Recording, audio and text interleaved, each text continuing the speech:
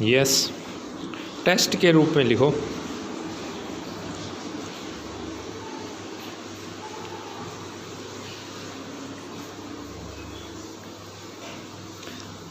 कलकत्ता कांग्रेस अधिवेशन के बाद उन्होंने नए दल के सिद्धांत विषय पर अपने विचार स्पष्ट करते हुए सत्याग्रह की इस योजना को सार्वजनिक किया। न हमारे पास शस्त्र हैं और न उनकी आवश्यकता है। विराम। बहिष्कार के रूप में हमारे पास एक बहुत ही मजबूत राजनीतिक हथियार है। विराम।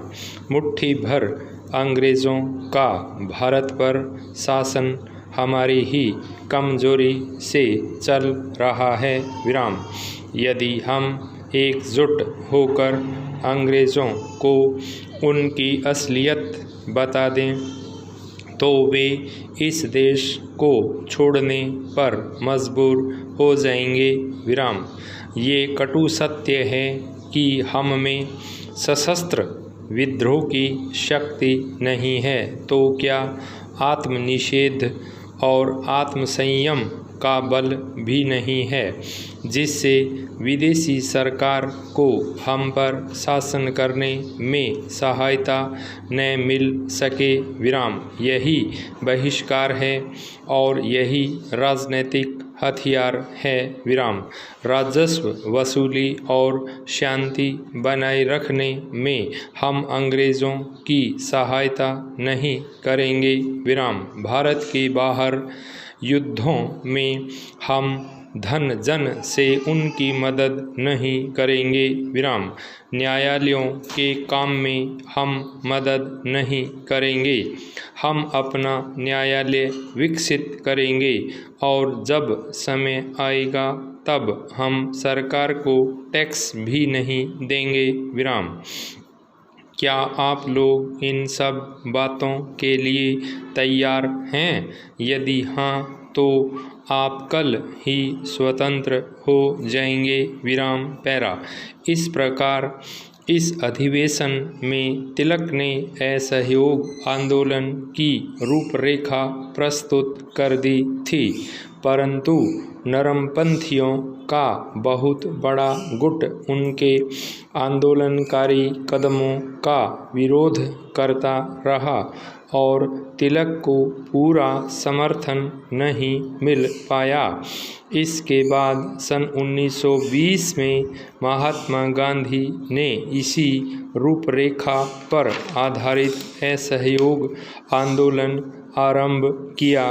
विराम। हिंदी को राष्ट्रभाषा बनाने का सर्वप्रथम प्रयास तिलक ने ही किया था।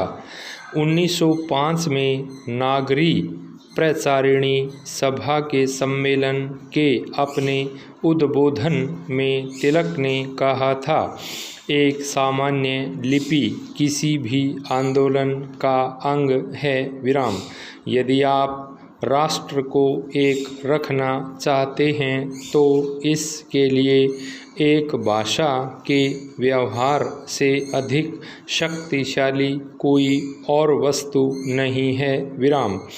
शराबबंदी आंदोलन को भी तिलक ने आगे बढ़कर ब्रिटिश सरकार के विरुद्ध राजनीतिक हथियार के रूप में इस्तेमाल किया था। जब वे मुंबई विधान परिषद के सदस्य चुने गए थे तभी से उन्होंने शराबबंदी में रुचि लेनी आरंभ कर दी थी। भारत में शराब का प्रचलन अंग्रेज़ों ने ही किया था। विराम। भारतीय समाज और संस्कृति को सबसे अधिक हानि पहुंचाने वाली शराब के व्यापार से अंग्रेज़ों को भारी राजस्व प्राप्त होता था, अतः उन्होंने शराब के उत्पादन और प्रचलन के लिए आबकारी नीति का निर्माण किया था। तिलक के नेतृत्व में महाराष्ट्र के साथ पूरे देश में शराबबंदी के लिए आंदोलन छिड़ गया। इसके कारण देश भर में शराब की बिक्री पर बुरा असर पड़ा। महाराष्ट्र में तो शराब की दुकानें ही बंद हो गईं। विराम।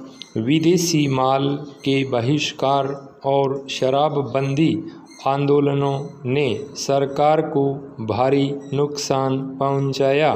विराम। इन दोनों आंदोलनों से सरकार को इतना भारी नुकसान हुआ कि उसे तिलक को जन आंदोलन से हटाने के बारे में सोचना पड़ा। मद्य निषेध आंदोलन के दौरान पुलिस से कार्यकर्ताओं की सीधी मुठभेड़ हो जाती थी। काफ़ी कार्यकर्ताओं को पुलिस के हाथों चोटें खानी पड़ी थीं। विराम। स्टॉप।